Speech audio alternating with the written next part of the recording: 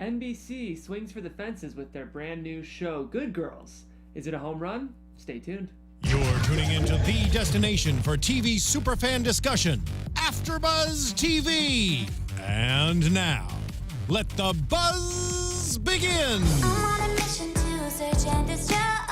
Don't get it twisted. All right. It's a good jam. Thought you could play me just like a Nintendo. But don't you know I can't that up I'm Ladies and gentlemen, welcome to TV Pilot Reviews on AfterBuzz TV. My name's Jeff. I'll stop. Awesome. Thank you. Guys, my name's Jeff. If you want to find me online, you can do so at Jeffrey C. Graham. Just so you guys know, this is a show where we review Hollywood's hottest pilots and let you know whether or not you should be watching them. As I mentioned today, we're talking about NBC's brand new, kind of hour-long comedy drama, I would say. Yes. Good Girls. But before we get into it, I'm surrounded by some brilliant folks who I would love to introduce. Hi, folks. Linda Antwi here, and you can find me across social media at Linda's So Girly.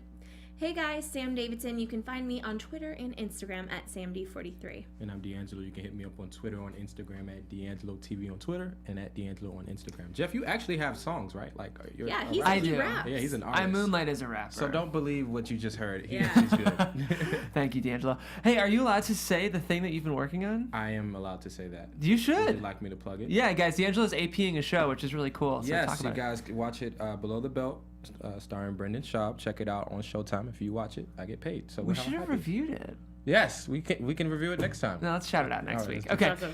Awesome. But of course, today we're here to review NBC's new show, Good Girls. It is, I feel like their attempt to sort of compete with like a Desperate Housewives a little bit. Sort of bring back that domestic female drama with crime elements. Yes. So I want to go around quickly. What the show's about is it's about three kind of suburban women in different stages of their life who all kind of hit this precipice of discontentment and difficulty with men and decide to take their lives into their own hands through crime. Let's go around the table and say what we thought. Let's start with Linda. Yeah. Ooh, I'm start first. with Yeah, you're first. I actually Good really choice. liked it. I felt really girl power-ish. It reminded me a little bit of Breaking Bad, and like, you know, the suburban and then going into crime to fix life. So I thought it was really funny. So I'm gonna play, and I'm gonna play for everybody. Yeah, I liked it a lot. I like that you brought up Desperate Housewives because that was one of my favorite shows, and I did not think about it at all until you mentioned it. It also reminded me a lot of Weeds. Yeah. There was some issues I had with it, just as far as identity and like what it is and who these people are. Because for me, when I saw the preview months ago, I was like, this is a movie. This seems like a movie. So the thing is about a show is it's interesting when they introduce like not the full theme of the show, because obviously they're going to keep on doing bad stuff. Right. And it's not just about a bank robbery. Or not a bank, a grocery store robbery. Right. So, I don't know. I liked it. I'm excited to watch more. Yeah, I liked it. I didn't think I was gonna like it. I love going into shows blind when you guys just pitch it, and so I'm just kind of like taking it all in at once. And I'm usually in the negative because I usually don't feel like watching it in the moment. So if I like it, usually that means it's good.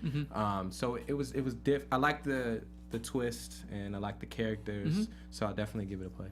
Yeah, I liked it too. I think I'm with you, Sam, where I thought it was a pretty good pilot for what I think could be a very good show. I think, the pilot wasn't necessarily the cleanest or the tidiest, but it had a lot of really great moments. I gotta say, I'm really impressed by all three of these lead performances. Yes. Very strong very good. performances. Very strong performances, which is essential for a show like this. I think these female-driven ensemble shows like Desperate Housewives or you mentioned Weeds, I think is a great antecedent to this show too, need to have strong performances. So it's really, really good that they found three great actresses. Yeah, I'm a huge fan of all three. And I mean, Christina Hendricks, I didn't even watch Mad Men. I've watched some of it. But I still love her. And the other two actresses have been on shows that are my favorite shows ever. Right. So it's really fun to watch them. Yeah. Yeah, let's talk about the performances now because they're so essential to the show.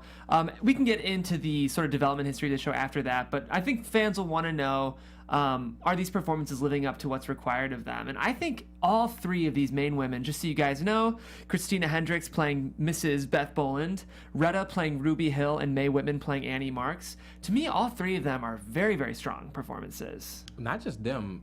I think everyone did a good Yeah. job. I mean, we were introduced to a villain. Everyone played their role really well, and I can tell that by how I feel about them. I forget that they're acting. I just have emotions towards their character, and I found myself feeling a certain way based on people's actions. And so I feel like once I'm really immersed in like your character, you're doing a really good job. Yeah.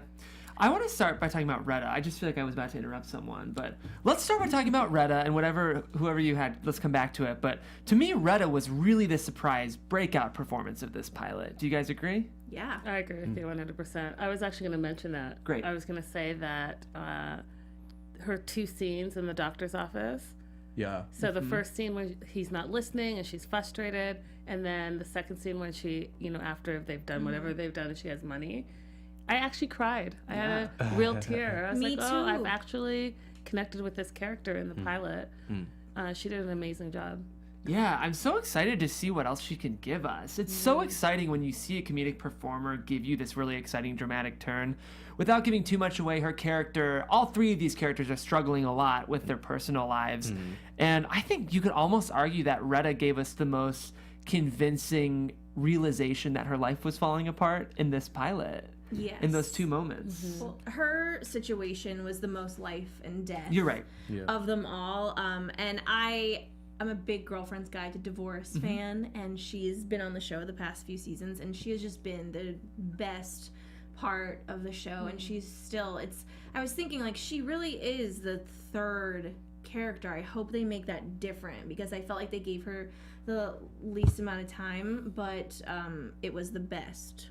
You know what I mean? Yeah. I know. Yeah, and a lot of unspoken acting, I think, which can be really hard, especially probably for comics, because comics are so used to acting with words. I think as a comic actor, your job is to create character and generate laughs through what you say, well, and physical humor.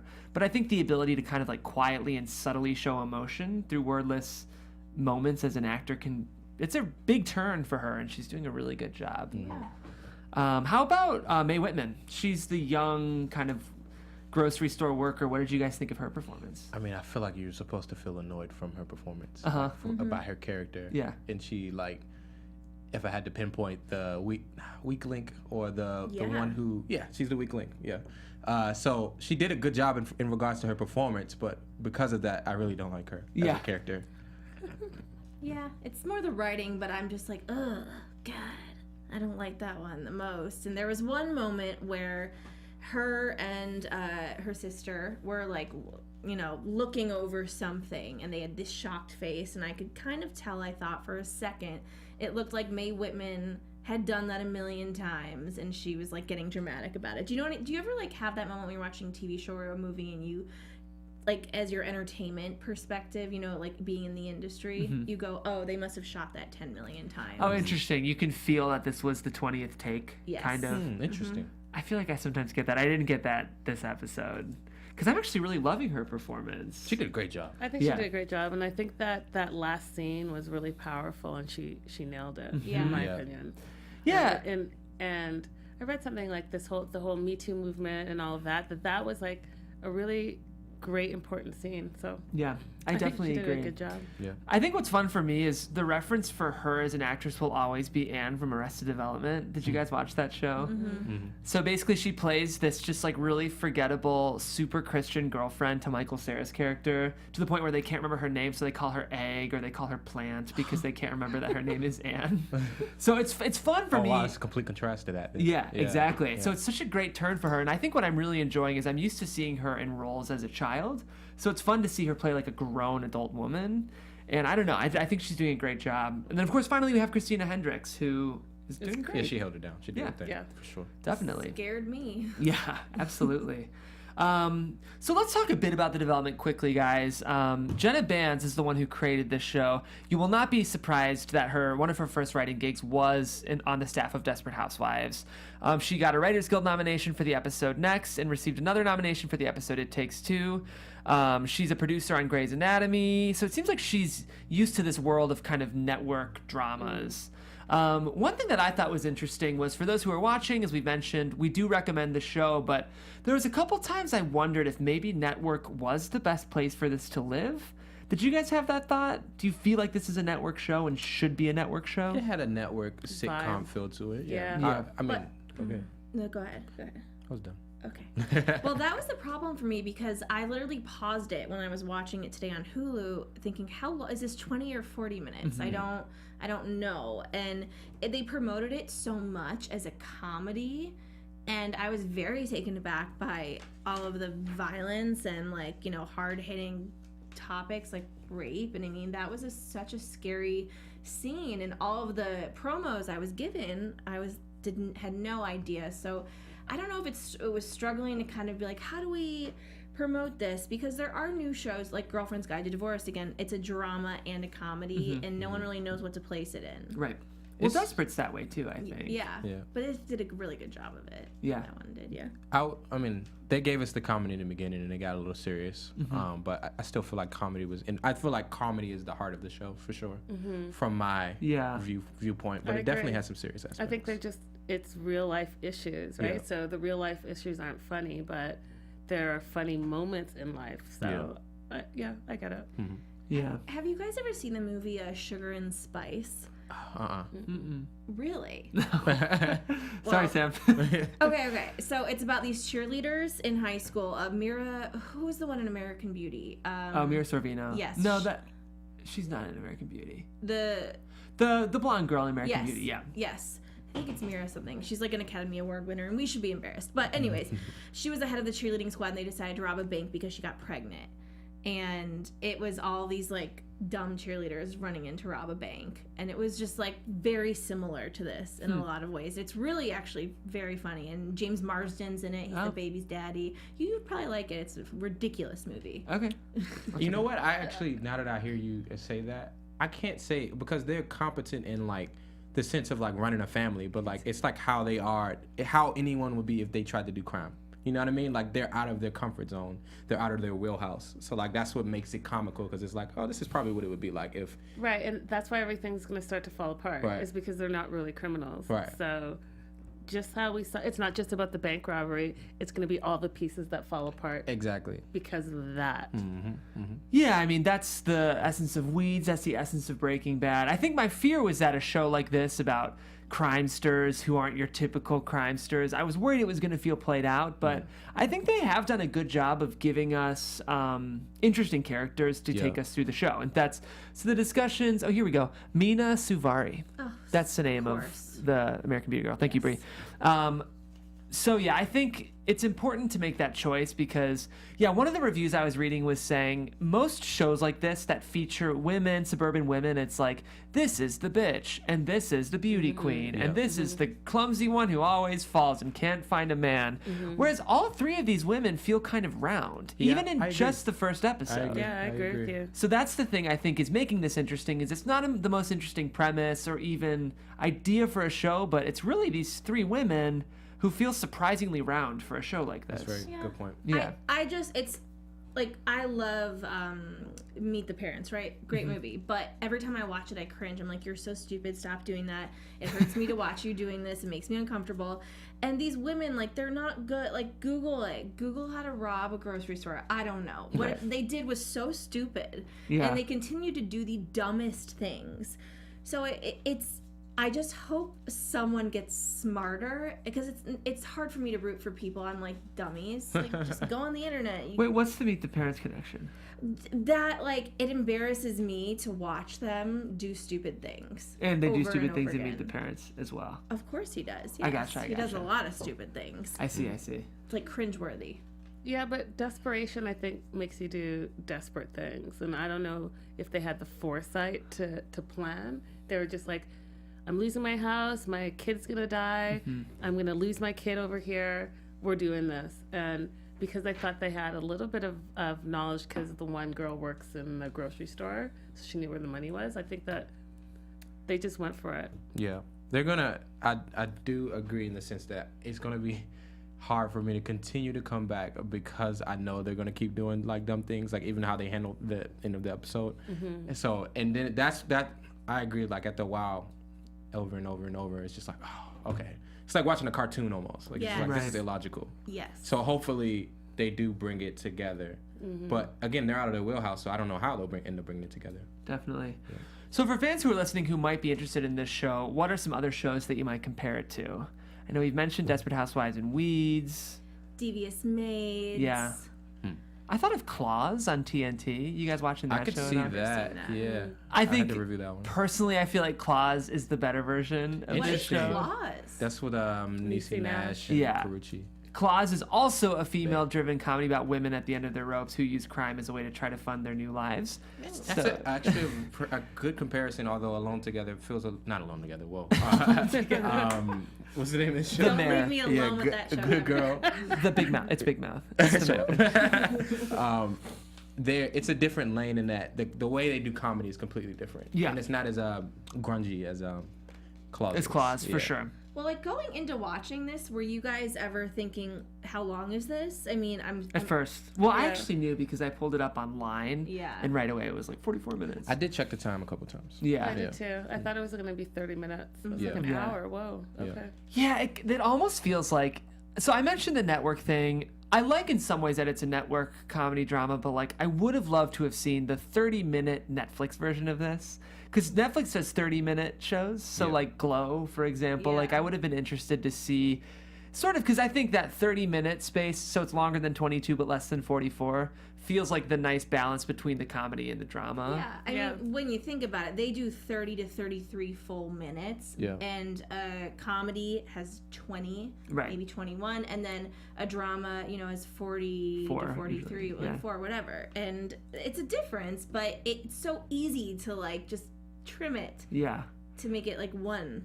But these are nitpicks. I feel like Yeah. overall we like the show. Yes. Yeah. It wasn't a full 60, wasn't it like 40 something? 44. Yeah. Well, they never are unless it's on like FX or Right. Showtime or HBO. Yeah. Yeah. Okay, cool. So, what do you guys think in terms of the life or death? Do you guys think this show's going to make it through its full first season? Do we think this is the kind of show that would get renewed for a season 2? Yeah. Yes? I like the show.